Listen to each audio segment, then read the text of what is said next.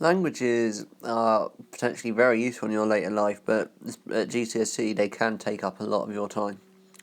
So, because there are four different components: listening, reading, speaking, writing, but they've not got it quite in that order, but you get the idea. There are four different components, which means it's probably the subject with the most tests in. Even though one of the tests, the speaking test, which I'll cover first, even though it's paper 2, takes place before the rest of them, because the way the speaking test is designed is that at higher tier you'll spend up to 12 minutes there in 3 sections, apart from the plus 12 minutes preparation time. There'll be a role play where it's important to say, okay, appropriately answer the question quite briefly, because the bullet points can be a bit sparse sometimes. Like, you might say, I think one example I got was video game, when, where, and then something like that. And just read the start of it, read the introduction to it, because it'll provide useful information. With the photo card, think of all the different things you can see on the photo, the weather, the activities, the people, and don't just say, I like, I think that. Think of creative ways of saying things, and if you're unsure how to say something, A, don't say it, or B, think of a way to try and present it in a different way. With a general conversation, you get to pick one of the two themes you cover, and with that one it's probably best to pick your hardest theme, because then you know, okay, I'm ready for the general conversation, and that'll definitely come up, and you can't be surprised by it or something you're unaware of in the role play earlier on.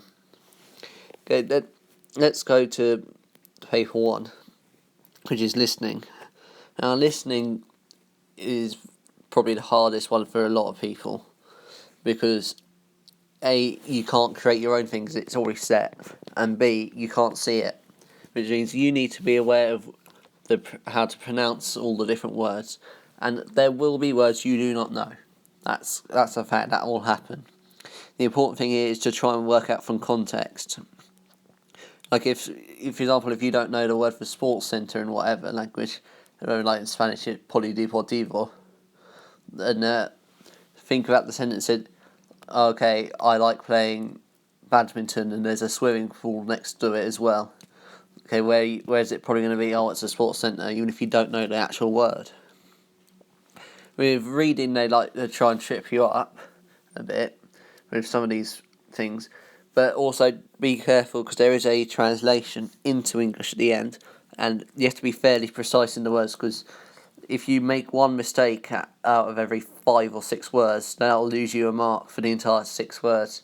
So even if you get the difficult bit right and then put the wrong pronoun, if you say, I played football twice a week, when it is actually he played football twice a week, then that's an easy way of losing marks. With the writing test, on the other hand, the translation is in from English to the target language, which means it can be fairly difficult for you to get it right the first time. But if you think through it, most of the words should be fairly simple. But if there are unknowns, don't leave it blank. Think of something to put there, because again, it is split into sections, 12 or 13 sections, and you also get half your marks for just being fairly roughly accurate in the ideas. Make sure that a person could understand it. Because with French and Spanish and German or whatever language you're looking at, the 3 themes are just there for guidelines most of the time. Like theme 1, family and friends or whatever, theme 2, the wider world and social issues, theme 3, employment, etc.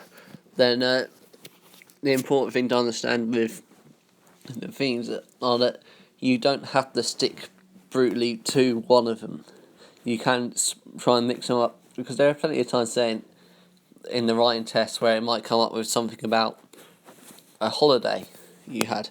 Well, there's nothing saying you can't go on a holiday to celebrate some festival which you can in theme 1, Los Sanfermines in Spanish, for example. which means it's quite useful to be able to think of a variety of language ideas and structures to use overall. And adding to that, also it's very useful to know different complex structures, because if you know some set-ish phrases which can be used in lots of scenarios, then it'd be very useful for you to show off what you know to the examiner. Don't just try and hide it away. And if the examiner knows, you'll get more marks, and that's a simple enough idea.